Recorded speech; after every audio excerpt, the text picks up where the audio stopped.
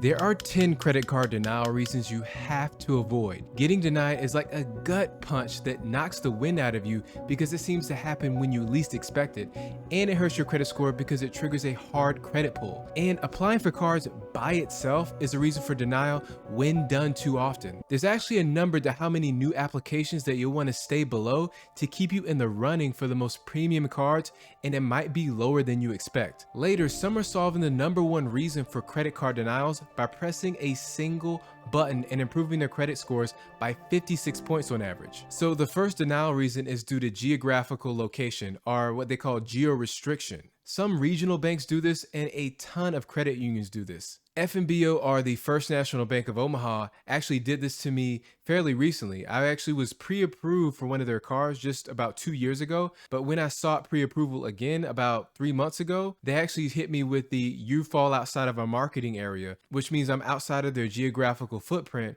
of people that they're marketing to and accepting of applications for membership. It's important to know that banks are constantly changing and updating their guidelines and terms of service. So these things are really fluid, they're evolving. And so from month to month or season to season, you'll see banks slowly update who they accept into their credit union. And like PenFed did recently, they'll actually open it up to accepting membership from all across the nation. So they have nationwide inclusivity. But historically, they had only been accepting people who had affiliation with the government, Department of Defense, and they were similar to Navy Fed in that respect. So just because you see one person talking about getting approved one month, that doesn't mean it can't change later on that year. Another reason that you can get denied due to geographical location is because of fraud incidents in your local neighborhood. So, and this happens to a few unlucky people where your actual zip code is flagged for a lot of fraudulent activity. And so they might automatically deny you right on the face when you apply.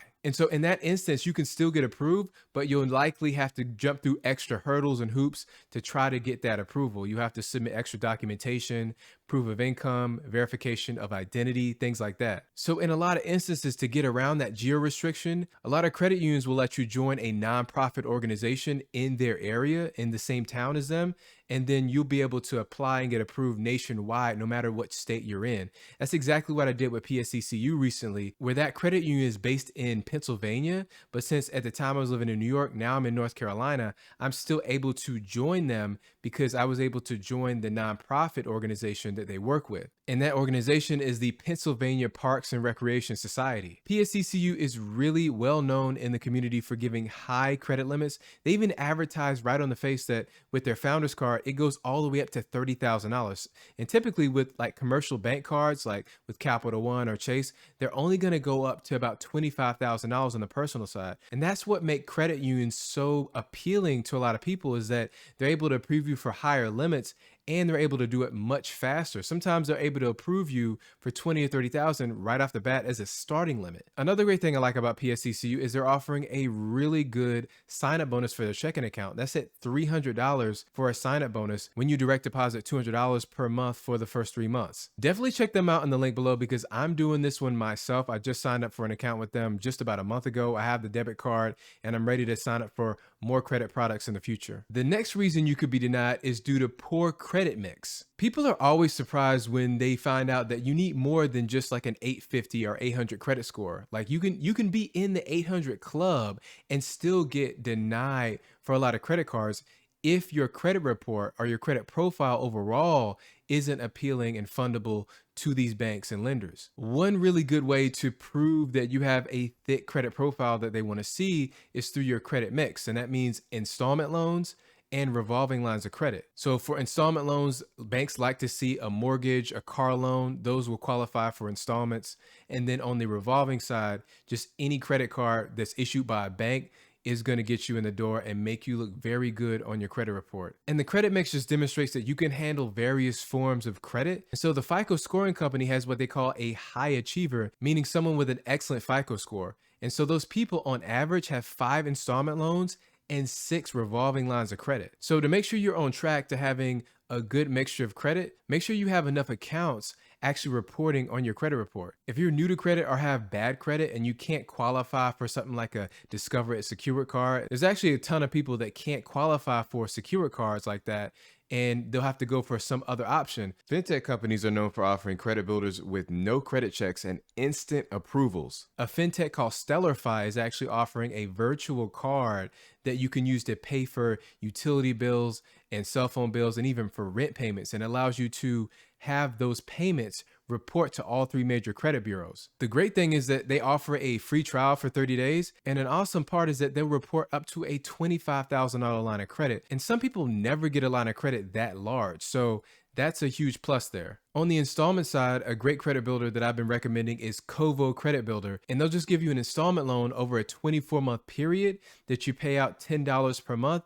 And they give you access to courses on entrepreneurship, on coding and programming, and how to get hired by a top tier company. Both of these credit builders have the potential to raise your credit score by dozens of points, but they also, on the flip side, give you the ability to flesh out and really thicken that credit profile that the banks want to see in addition to a great credit score. The next reason you could be denied is due to being self-employed. And if you're going for business credit cards, then being in a high risk industry is also going to get you denied a lot of the time. And so the bank actually cares not that you have money and you're making money, but how are you making the money? Because they want to forecast and be sure that they understand your business model and they understand what industry you're in so that they can be sure you're able to earn that in the long term going forward. So the banks understand that when you're self-employed, 9 times out of 10, that means that your income is going to be variable, and they really don't like trusting that. They want to lend to people that are as close to a sure thing as possible. And so when you're employed, they know that you're going to get a paycheck. That company has been verified to be working and in business for 5, 10, 20 plus years. And maybe they're a Fortune 500 company and they put a lot of value in that. But if you're self-employed, that means that you may not have been proven. Maybe your business hasn't even been established for a year yet. And they really don't like trusting that. Banks are really in the business of mitigating and lowering their risk. So anytime they can lower their risk, they're going to do that. And one of the main ways is by omitting and avoiding people that click that box that says self-employed. Now, if you're on the business side, then being in a high risk industry is going to get you axed as well. So if you're into lending, if you have an ATM business, if you have a trucking business, for some lenders, they don't like that. If you're into flipping houses, a lot of lenders try to avoid that as well. I've even seen alternative lenders on the business side, and they will list out all the different industries that they like to avoid. And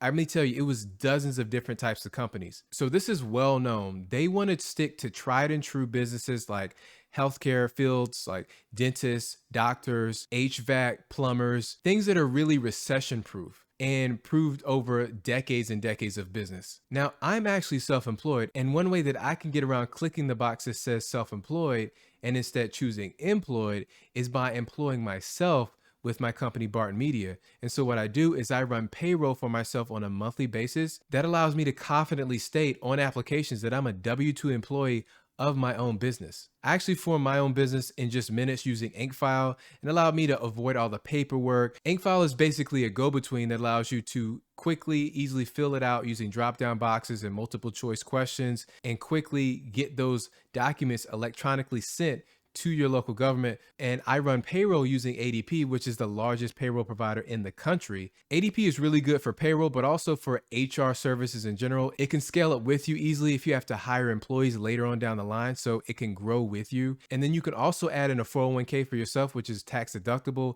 You can add in a 401k match for your employees. So it's really an all-in-one solution for your small business. You can get a 20% lifetime discount if you click my link below, so definitely check them out. Another way that you can get denied, and this is definitely not your fault, but it's due to economic downturns. So a lot of banks try to tighten up on credit and lending during economic downturns because they understand that people are more likely to start defaulting on their loans, on their credit cards. So oftentimes during those downturns, we'll see banks doing what we call a credit crunch and just tightening up on the lending. They'll start denying applications of people that they typically would approve.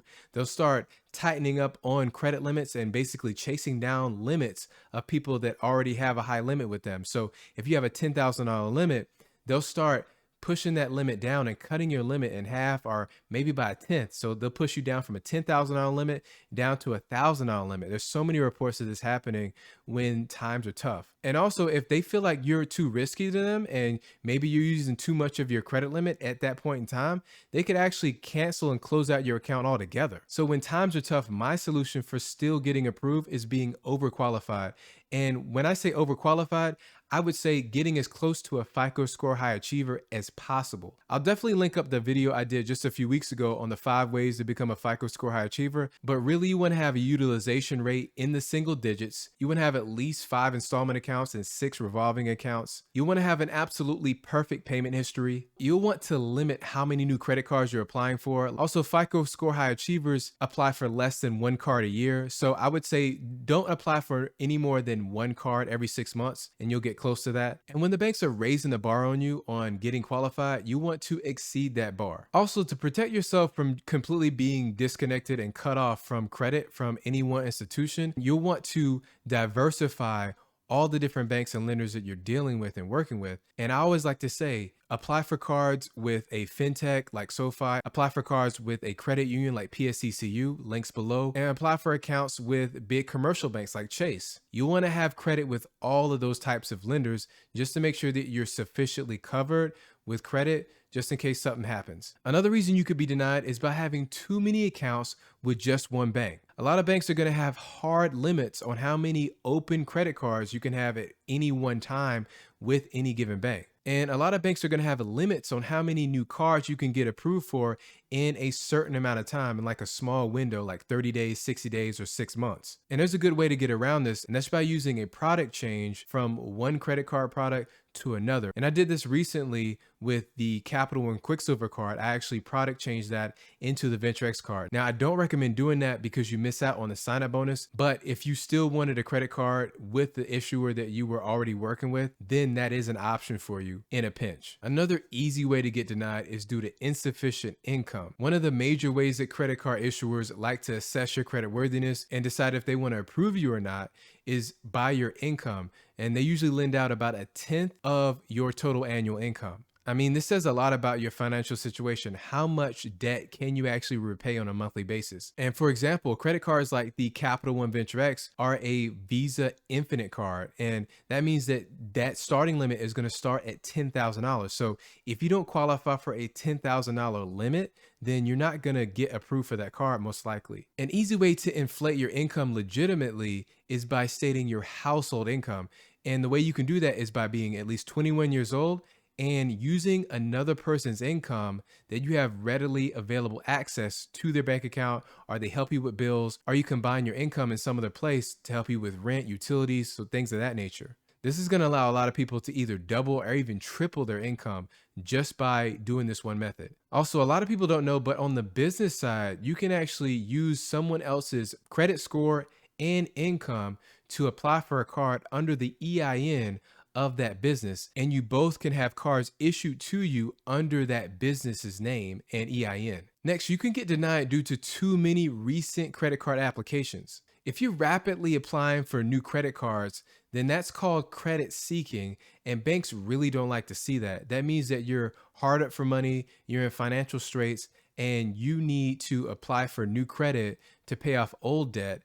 And that means that you're probably going to be on the hook and defaulting on your loans sometime soon. And Chase is very well known of having that 524 rule, which is super strict, and they'll actually admit to this themselves. And that means that you can't be approved for 5 or more cards in the last 24 months. A great rule of thumb that I've learned is to only apply for 1 credit card every 6 months. That's going to help you stay well below that 524 rule. And most banks are going to be really pleased to see that you don't have too many credit card applications out there. Next, banks can really deny you for having a limited credit history. When you don't have an extensive credit history, then banks don't have a lot to latch onto and judge your credit worthiness off of. They want to have as much data on you as possible so that they can extrapolate that data and figure out from your history, how are you going to perform in the future? Thin credit profiles are really associated with people that are new to credit. So think about college students or people coming, older high school students, and they only have one credit card to their name. Even people that are new to the country and they don't have any credit established yet are going to be considered new to credit. Now, FICO score high achievers have 11 credit accounts on average, and they have an average age of accounts of over 9 years. So almost a decade of credit history on average between all of their credit products. So you definitely want to, again, build out that credit profile, have a diverse set of banks that you have a relationship with, that you're nurturing over an extended period of time, and you're going to get there sooner than you think. Next, banks really hate it when you have too much debt. If you have a lot of debt, what does that mean? That means that you can't repay any new debt that you might rack up with a credit card that you sign up for. So they're not going to approve you for that very reason. If you already have high debt, they're going to be very reluctant to extending even more credit to you, because what does that say? That means that you're just going to rack up more debt. And when it comes to debt, the amount of credit that you're using is a really big subject for how credit card companies view you. When the FICO scoring company is calculating your credit score, they're considering the total balance that you owe, how many of your accounts have a balance, and how much of your available credit that you're using, and that's credit utilization. If you look at high achievers, again, you want to model success. So if you look at these high achievers, they're carrying a balance on 3 cards on average. They have a total balance of $2,500 and their utilization is 7% or below. And the number one reason that you could get denied is due to bad payment history. Man, I can't stress this enough. I cannot stress this enough. Bad payment history accounts for 35% of your credit score, and that's going to have the largest overall impact on your credit report. Anybody with excellent credit and FICO score high achievers have absolutely perfect payment history. You can't miss a payment. You can't have a 30-day late, 60-day late, or any collections involved here. You have to be 100% perfect. If you have any of those negative marks that I mentioned, that means that you're struggling repaying credit. And this is what this whole game is about, is actually borrowing and repaying. How well can you borrow and repay your debts? And if you have a bad payment history, that means that you're really bad at repaying your debts. And when I say high achievers have a perfect history, I mean to the tune of 98% of them. That's pretty much all of them. And if they do have a missed payment, that missed payment was over 4 years ago. And I fall into that camp because my last missed payment was over 6 years ago. So the longer it's been since that derogatory hit your account, the less it has a negative impact on you. And if you have any negative remarks